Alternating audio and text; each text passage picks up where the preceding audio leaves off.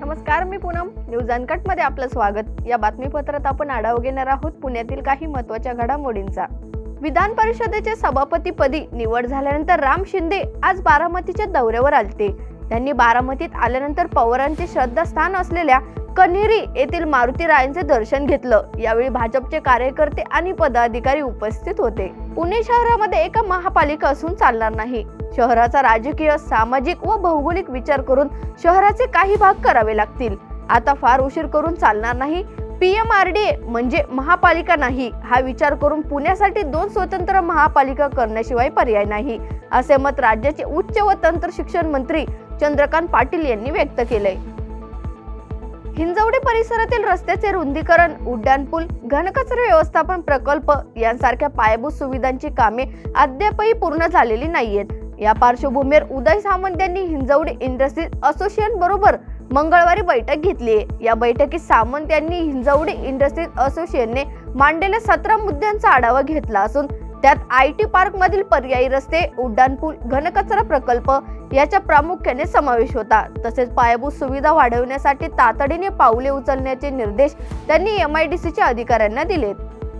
राज्य सरकारतर्फे दुसरे विश्व मराठी संमेलन 27 आणि 28 फेब्रुवारी आणि 1 मार्च असे 3 दिवस पुण्यात आयोजित करण्यात येणार असल्याची घोषणा मराठी भाषा विभागाने मंत्री उदय सामंत यांना केली आहे. तर या संमेलनासाठी आवश्यक ती तयारी करण्याचे निर्देशही देण्यात आलेत. पिंपरी चिंचवड येथे झालेल्या मराठी भाषा विभागाच्या आढावा बैठकीत उदय सामंत यांनी सांगितलंय.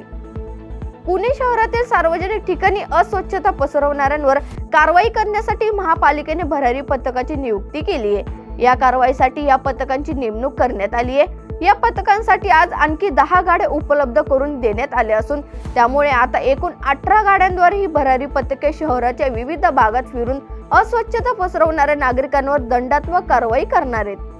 ख्रिसमस अर्थात नाताळ या सणाचा व सुट्ट्यांचा आनंद घेण्यासाठी मुंबईकर पर्यटक मोठ्या संख्येने आज पहाटेपासूनच पर्यटन स्थळाच्या दिशेने मार्गस्थ झाल्याने मुंबई पुणे द्रुतगती महामार्गावर खंडाळा घाटात प्रचंड मोठ्या प्रमाणात वाहतूक कोंडी झाली आहे. सदरची वाहतूक कोंडी कमी करण्यासाठी खंडाळा बोगद्याच्या तोंडावर पुण्याहून मुंबईच्या दिशेने जाणारी वाहतूक थांबवत मुंबईहून पुण्याकडे येणाऱ्या वाहनांसाठी सर्व 6 लेन खुला करून वाहतूक कोंडी कमी करण्याचा प्रयत्न महामार्ग पोलीस करतायत. वाघोलीतील केसनंद फाटा येथे सोमवारी मध्यरात्री भरधाव डंपरने पदपथावर झोपलेल्या 9 जणांना चिरडले. अपघातात 2 बालकांसह 3घांचा मृत्यू झालाय. अपघातात 6 जण जखमी झाले असून पदपथावर झोपलेले सर्व जण अमरावती जिल्ह्यातले होते. ते मजुरीसाठी पुण्यात आलते.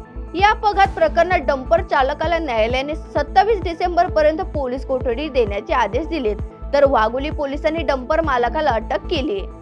बंगळुरू येथे झालेल्या 62व्या राष्ट्रीय रोलर स्केटिंग स्पर्धेत पुणे जिल्ह्यातील 10 इनलाईन फ्रीस्टाईल स्केटर खेळाडूंनी शानदार कामगिरी करताना 14 पदके जिंकली आहेत. पुण्यातील सर्वात लहान स्केटर साची सिद्धार्थ शहा हिने मुलीच्या 9 ते 11 वयोगटात शानदार कामगिरी करताना 2 रौप्य पदकांची कमाई देखील केली आहे.